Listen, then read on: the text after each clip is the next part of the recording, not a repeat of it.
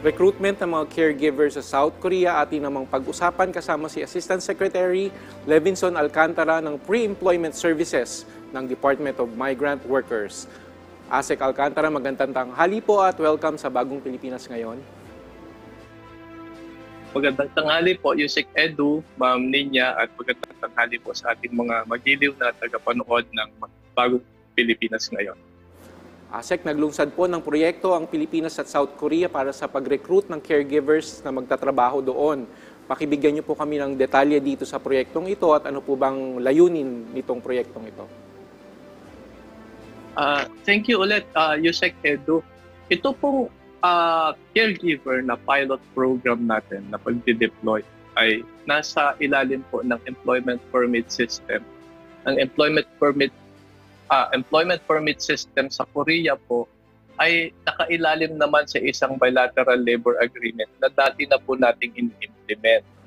Ang dati po nating ini-implement na sector ay sa manufacturing at sa ilang services. Subalit sa ngayon po ay naghanap tayo ng paraan upang yung ating mga caregivers na mayroong kasanayan sa Korean language, may sapat na experience at sila naman po ay merong NC2 for caregiving mula sa TESDA, makahanap ng iba, alternative na labor market kung saan mayroong dissenting trabaho na para sa kanila.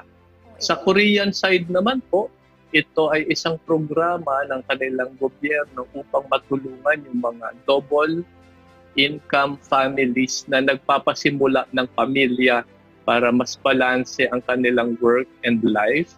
Kaya yun pong pagkakaroon ng skilled na caregiver sa kanilang household ay nakikita nilang isang insentibo na maaaring makapagsimula ng maayos ng pagpapamilya yung mga Korean couples natin. So sa ganoong paraan po, nagkasundo ang dalawang gobyerno na magkaroon ng pilot program doon sa pag-deploy ng caregivers natin sa bansang Korea. Asek, gaano po karaming caregivers ang kailangan ng Korea at magtutuloy-tuloy po ba ang recruitment ng caregivers para dito sa South Korea?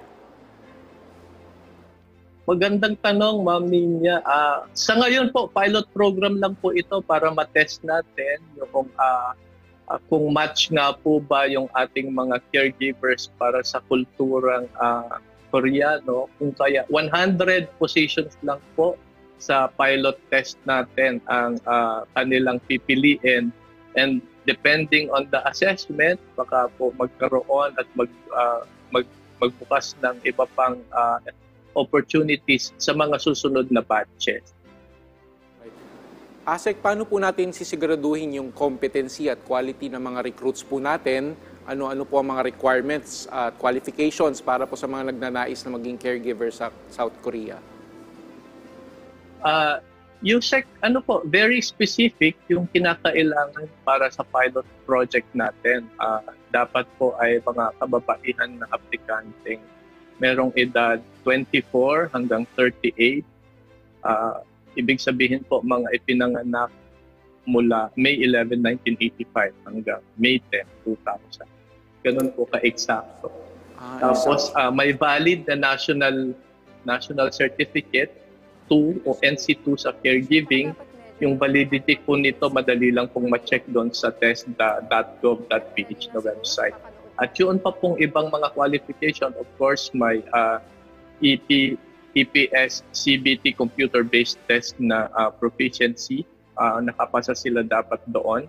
At yun, wala po silang color blindness, wala rin po silang criminal record at saka mga communicable diseases. Dahil nga po may aalagaan po silang pamilya doon sa pupuntahan nila. Asek, curious po kami, bakit po babae lang ang hinahanap nilang caregiver? For now, dahil po sa ang objective nga po ng programa ay makapagsimula ng isang maayos na family, ang double income na young couples sa Korea.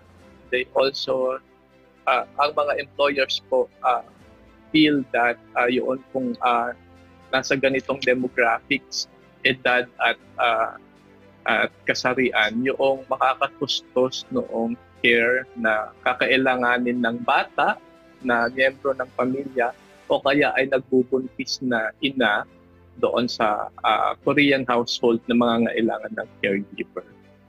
Okay, ito po bang employment permit system ng South Korea po ay may alok din bang ibang trabaho para po sa ating mga kababayan? Kagaya po nung dati kong nabanggit, ma'am, dati na pong programa ang employment permit system natin doon po sa manufacturing sector.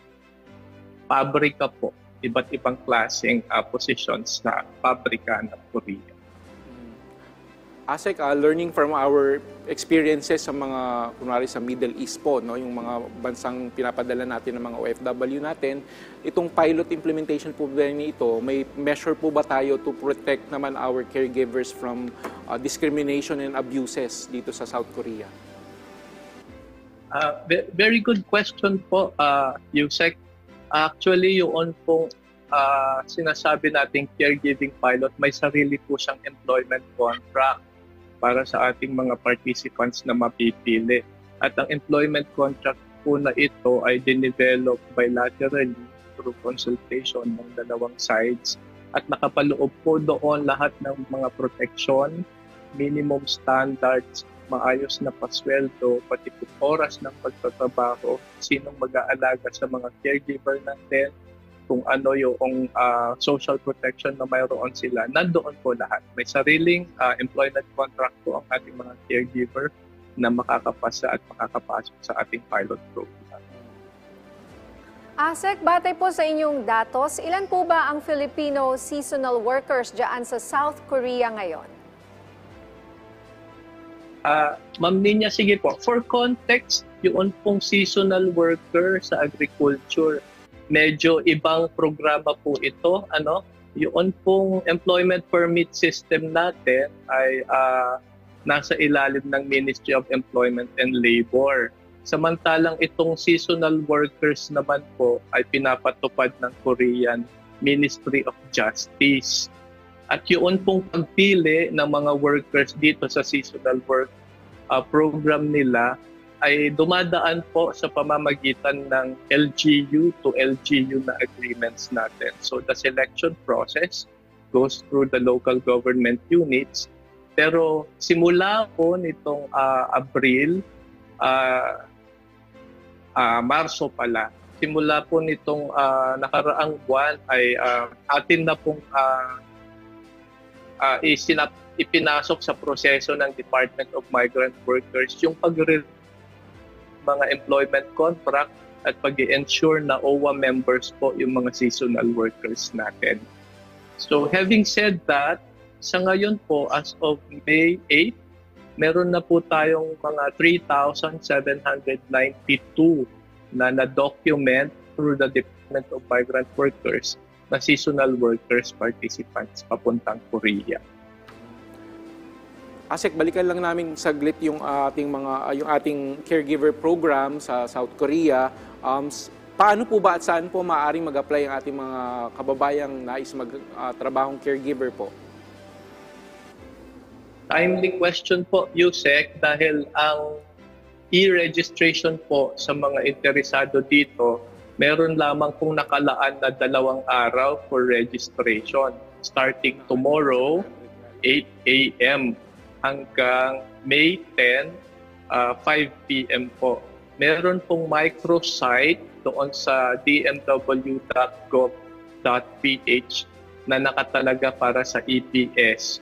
Ito po yung https://eps.dmw.gov.ph. Doon po, online po ang registration. Yun po yung simula ng proseso, Yusek. Alright, 2 araw lang pala sa mga kababayan nating interesado. Bukas lang at sa Biyernes, open itong application or itong registration from 8 a.m. to 10 p.m. So mensahe nyo na lang po, sir. 5 p.m. po, ma'am. I'm sorry. 8 a.m. to 5 p.m. Alright. Maaga pa. Opo. Yes. Opo. Thank you, Ma'am Ninya. In-ensure lang po natin na maigsi yung panahon para hindi po sobra-sobra yung ating makakapag-apply dahil nga po sa 100 bid lamang po yung mapipili based on the points system na nakalagay doon sa ating guidelines. Sa karagdagang impormasyon po, yung ating mga employment permit system na caregivers ay sasahod ng 9,860 Korean won. Ayon sa minimum wage po nila, ito po ay mga 411 pesos kada oras with a minimum of 30 hours per week. Kung kaya pinakamababa po na pwedeng i-expect na sahod ng ating mga participants ay 49,300 pesos. Pero ito naman po ay talagang piling-pili pa lamang na pilot program. Kung kaya doon pong mga interesado nating kababayan, huwag po kayong magpapaloko dahil ang unang step po ay online. Wala pong papaboran yan. Kapag ka napuno po yung available slots, yun na po yun. At ang susunod na step po ay computer-based test sa language. Yung pangalawang step po ay skills at saka interview. Kaya masusi po nating babantayan ito sa lahat po ng interesado. Ang atin pong pupuntahan na website ay wala na pong iba kundi yung website ng Department of Migrant Workers, dmw.gov.ph po. Alright, good luck po sa implementasyon ng programang ito at maraming salamat po sa inyong oras, Assistant Secretary Levinson Alcantara ng Pre-Employment Services ng Department of Migrant Workers. Pangalan po nung aming bagong tatag na kalihim si Secretary Kakdak, maraming salamat po mula sa tahanan ng OFWs. Thank you so much po, Yusek Edu. Thank you so much, Ma'am Ninya. Magandang araw po sa inyong lahat.